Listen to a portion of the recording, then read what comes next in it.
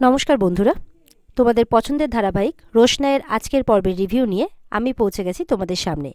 Bangla serial সমাচারে তোমাদের সবাইকে স্বাগত জানিয়ে আজকের পর্বের রিভিউ আমি শুরু করছি। আরণ্যকের বাবা বলছে, তোমার যখন যা মর্জি হবে তুমি তাই করবে নাকি? আরণ্যক বলছে, আমি আর এইসব কথায় যেতে চাই না, আর আমি দেরিও করতে পারবো না, আমাকে এই বিয়েটা যত তাড়াতাড়ি সম্ভব করতে হবে। ওদিকে দেখা যাচ্ছে যে গরিমার মা গরিমাকে ডেকে যাচ্ছে, গরিমা কিন্তু সমানে বমি করে যাচ্ছে। তারপরে যখন বাথরুম থেকে বেরোয় বলে, তুমি ঠিক আছো? বলে, হ্যাঁ মা আমি ঠিক আছি, আসলে শরীরটা একটু ভাল লাগছে না। বলে, তোমার কি প্রথম বমি হচ্ছে না এর আগেও হয়েছে? বলে, না এর আগেও ওই বাড়িতেও 2-3 বার হয়েছে। আসলে ওই বাড়িতে তো খাওয়া দাওয়া ঠিকমতো করতে পারছিলাম না, সবসময় একটা টেনশনের মধ্যে দিয়ে যাচ্ছিলাম। তবে তুমি চিন্তা করো না, আমি এগুলোর থেকে বেরিয়ে আসবো খুব তাড়াতাড়ি। বলছে, তুমি ডক্টর দেখিয়েছো? বলে, এর জন্য আবার কোন ডক্টর দেখাবো? বলে, আমি তোমাকে বদহজমের জন্য ডক্টর দেখাতে বলছি না, তুমি টেস্ট করিয়েছো? বলে, কি বলছো মা? বলে, আমি এটা বলতে চাইছি যে তুমি কনসিভ করনি তো? তখন গরিমা কিন্তু সেই রাতের কথাটা ভাবছে যেদিন জোর জবরদস্তি আরণ্যককে নিজের করে নিয়েছিল। তখন বলছে, না না না মা, না এটা হতে পারে না, এটা কিছুতেই হতে পারে না। বলে, কেন হতে পারে না? তুমি কি এটা কনফিডেন্সের সাথে বলতে পারো যে এটা হতে পারে না? গরিমা তখন অবাক হয়ে চুপ করে থাকে। আর এদিকে আরণ্যক তো বলেই যাচ্ছে এক্ষুনি বিয়ে করবে। আর এদিকে বড় মা আর মিলির বাবা মা দুজনেই আর কি রোশনাইকে বলছে, রোশনাই তোরও কি এই বিয়েতে এত তাড়া আছে? কালকেই একটা মেয়েকে তার বাড়িতে পৌঁছে দিয়ে আসা হলো, আর আজকেই বিয়ে করার কথা, এসব কি হচ্ছে বাড়িতে? না, আমরা কিছুতেই এই ব্যাপারটাকে সমর্থন করতে পারবো না। রোশনাইকে বলছে, তুই বল যে তুই এখনই বিয়েটা করতে চাস না। তনুশ্রীরাও বলছে, আর কটা দিন থেমে গেলে কি এমন মহাভারত অশুদ্ধ হবে? রোশনাই বলছে, না আমিও এক্ষুনি বিয়েটা করতে চাই। এটা শুনে সবাই অবাক হয়ে যায়। তনুশ্রী বলছে, তোমাকে কি কোনোভাবে মেয়েটা ফাঁসিয়েছে বাদশাহ? কি হয়েছে বলো তো, এত তোড়জোড় কিসের বিয়ের? এবার তো রোশনাইকে সবাই নির্লজ্জ মেয়ে বলছে। জাহ্নবী বলছে, দেখছো তো কেমন মেয়ে? আরণ্যকের বাবা বলছে, দেখো এই মেয়ে একদিন তোমাকে ছুঁড়ে ফেলে চলে যাবে। বলছে, সেই দিন আসবে না বাবা, আর যদি সেই দিন আসে তাহলে তোমরা যেটা বলবে আমি সেটাই করব। বলছে, রোশনাই এরকম করতে পারে আমি বিশ্বাস করি না, যখন বিশ্বাসই করি না আমাকে এই কথাগুলো বলে শুধু শুধু হার্ট করছো কেন? গরিমার মা বলছে, সত্যি করে বলো কিন্তু, তাহলে আমাদেরকে কোনো ব্যবস্থা নিতে হবে। গরিমা বলছে, কি ব্যবস্থা? বলে, তোমার হাজবেন্ড তোমাকে কাল রাত্রে এই অবস্থায় এই বাড়িতে ছেড়ে গেছে।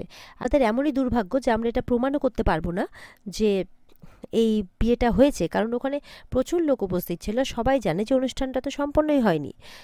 গরিমা বলছে, মা প্লিজ এখন এইসব কথা বলো না, ভালো লাগছে না আমার, আমি আর কারোর জীবনে বিদ্বেষ বাড়াতে চাই না। গরিমাকে বলছে তার মা, আমি কিন্তু তোমার ভালোর জন্যই বলছি। গরিমা বলছে, তুমি আমার জীবনে অনেক ভালো করেছো মা, আর ভালো করার দরকার নেই। গরিমা বলছে, আমি নিজের জীবনটা নিজে গুছিয়ে নিতে পারবো, আমার কারোর দরকার নেই। তখন সুরঙ্গমা বলছে, যদি তুমি সত্যি প্রেগনেন্ট হও এই বাচ্চাটার কোনো ব্যবস্থা করতে হবে। তখন গরিমা বলছে, মা ও আমার সন্তান, আর হতে পারে আমার একমাত্র সন্তান, আমি ওকে এই পৃথিবীতে আনবই, আমি ওকে কিছুতেই নষ্ট করতে পারবো না। সুরঙ্গমা বলছে, মানে তোমার কি কোনো মেন্টাল প্রবলেম হয়েছে, কোনো মেন্টাল হেলথ ইস্যু হয়েছে তোমার? গরিমা বলছে, মানে? বলে, আরণ্যক অলরেডি ব্যাক আউট করেছে, তুমি কি এই বাচ্চার দায়িত্বটা নিচে নেবে? এদিকে জাহ্নবী বলছে, এত তাড়াতাড়ি বিয়ে করার কি আছে? আশেপাশে পাড়ার লোকজন কি বলবে সবাই, যে কালকে বউকে রেখে এসে আজকে বিয়ে করবে বলছো? কটা দিন দেরি করলে কি হয়? তখন সবাইকে বলছে আরণ্যক, গরিমার সাথে আমার থ্রুতে তোমাদের পরিচয়, তো তোমাদের এত গায়ে লাগছে কেন? আমি বুঝে নেব ব্যাপারটা। ঠাম্মি বলছে, পাড়াতে মুখ দেখাবো কি করে? আরণ্যক বলছে, আমি তো আগেই বলে দিলাম, যদি কোনো সমস্যা হয় আমাকে নিয়ে, আমি রোশনাইকে নিয়ে আলাদা কোথাও চলে যাব, কিংবা খুব সাধারণভাবে বিয়েটা করব। এবার তোমরা বলো। ওদিকে আদিত্য আরণ্যককে বলেছিল বিয়েটা ধুমধাম করে করতে হবে, যাতে ওই শয়তানগুলোকে আশ্বস্ত করা যায় যে রোশনাইয়ের বিয়েটা হচ্ছে, আর তাহলে রোশনাইয়ের বিপদটা খানিকটা কমবে। আরণ্যক এবার বলছে, আমি ভেবেছিলাম যে এই বিয়েটা অন্ততপক্ষে ধুমধাম করে হোক, যাতে আমি এনজয় করতে পারি। এদিকে গরিমা বলছে, কেন? আমার বাচ্চাকে মানুষ করার জন্য আমার আরণ্যকের প্রয়োজন কেন? আমি আমার বাচ্চাকে একা মানুষ করতে পারবো না? সুরঙ্গমা বলছে, যতটা কনফিডেন্সের সাথে বলছো না, প্র্যাকটিক্যালি অতটা করা সম্ভব নয়। গরিমা বলছে, মা পৃথিবীতে অনেক সিঙ্গেল মাদার আছে। গরিমা বলছে, এই কঠিন বিষয়টাকে আমি যে অ্যাকসেপ্ট করতে পারবো না এটা তো আমি একবারও বলিনি। তখন সুরঙ্গমা বলছে, সারা জীবন না ইমোশনটাকে কাজে লাগিয়ে অনেক খারাপ, মানে ফালতু কাজ তুমি করেছো, আমারও মাথা খারাপ করেছো। দয়া করে একটা বাচ্চার জীবন নিয়ে তুমি নিজের ইমোশনকে প্রশ্রয় দিও না প্লিজ। গরিমা বলছে, তুমি আমার বাচ্চাকে মেরে ফেলার কথা বলছো মা? সুরঙ্গমা বলছে, না মা, আমি এখনও তোমাকে এরকম কিছু বলিনি, আমি শুধু তোমাকে বলছি যাও টেস্টটা করাও, আর রিপোর্টটা হাতে নিয়ে দেখো আদৌ কি হয়েছে। গরিমা বলছে, যাই হয়ে যাক মা, এই বাচ্চাটা আমার, আমার জীবন থেকে সবকিছু হারিয়ে যাবে এমনটা তো হতে পারে না, কিছু একটা অ্যাটলিস্ট আমার থাক, যেটাকে আঁকড়ে ধরে আমি সারা জীবন বাঁচতে পারবো, যার উপর শুধুমাত্র আমার অধিকার থাকবে, অন্য কারোর দখলদারি থাকবে না। সুরঙ্গমা বলছে, তখন থেকে এক কথা বলে যাচ্ছ, বাবাকে ছাড়া কিভাবে মানুষ করবে বাচ্চাটাকে? কি করবে তুমি শুনি? তখন সমাজ কি বলবে? বলে, ও সমাজ বুঝি অনুমোদন দেবে না? সমাজের খুব পরোয়া করছো, তাহলে তুমিও তো এমন অনেক কাজ করেছো, সেগুলোকে সমাজ অনুমোদন দেবে? সুরঙ্গমা বলছে, ও এখন তুমি আমার সাথে ঝগড়া করবে এটার জন্যে? গরিমা বলছে, তুমি যদি আমার সাথে লড়াই করো তাহলে আমিও তোমার সাথে লড়াই করতে বাধ্য হব মা। সুরঙ্গমা বলছে, এত বোকা বোকা কথা বলো না, একটু চালাক হও মা।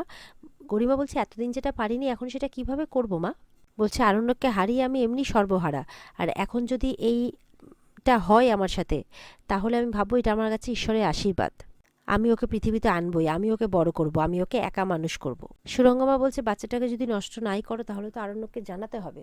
গরিমা বলছে, হ্যাঁ জানাতে হবে যে ও আমার বাচ্চার বাবা হতে চলেছে, জানাবো আমি। আমি তো বলছে যে এই মেয়েকে আমরা বউ বলে কিছুতেই মানবো না।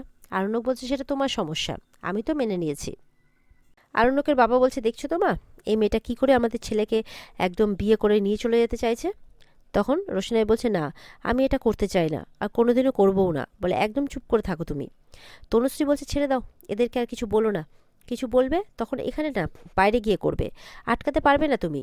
তার চেয়ে বরঞ্চ যা করতে চাইছে করতে দাও, আমিও দেখতে চাই যে ও কতটা নিচে নামতে পারে। আরণ্যক বলছে, আমার ওই বয়সটা হয়েছে মা, যে নিচে ওঠা আর উপরে, মানে উপরে ওঠা আর নিচে নামা কাকে বলে এইটুকু আমি বুঝতে পারি। আর আরণ্যক তার বাবাকে বলছে, তুমি তো দিনের পর দিন নিচে নেমে যাচ্ছ, সুতরাং তোমার কোনো অ্যাডভাইস আমার চাই না। আরণ্যকের বাবা বলছে, মানে? আরণ্যক বলছে, থাক, সেসব কথা বলে আমি আমার নিজের যন্ত্রণা বাড়াতে চাই না, থাক এখন এসব কথা। তনুশ্রী বলছে, তুমি কি তোমার বাবাকে ব্ল্যাকমেল করছো নাকি? আরণ্যক বলছে, এতটা নিচে আমি নামতে পারবো না, কোনোদিনও নামবো না। তবে বাবাকে বলছে যে তুমি যেটা কাজ করেছো সেটা অন্যায় করেছো, নিজের স্বার্থের জন্য তুমি অন্য কাউকে ইউজ করতে পারো। তখন আরণ্যকের বাবা বলছে, তুমি আমার প্রফেশনের মধ্যে আসবে না।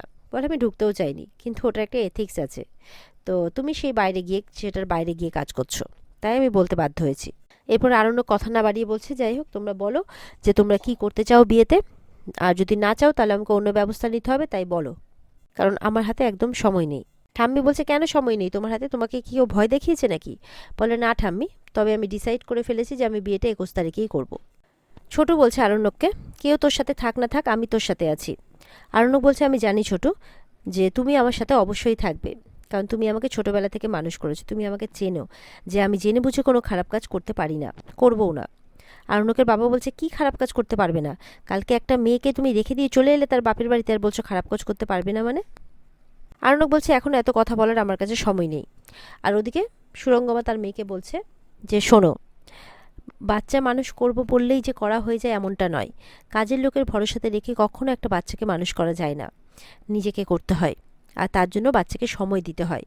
এমন না হয় যে সেই সময়টা দিতে গিয়ে তুমি তোমার কেরিয়ারকেও জলাঞ্জলি দিচ্ছ, তুমি তোমার সর্বস্ব হারাচ্ছ, কারণ আমি কতদিন থাকবো এই বাড়িতে তারই কোনো নিশ্চয়তা নেই। তুমি কি করবে একা একা? তুমি কালকে আমার সাথে ডাক্তারের কাছে যাবে। গরিমা বলছে, আগে আমি নিজে কনফার্ম হই, নিজে টেস্ট করি।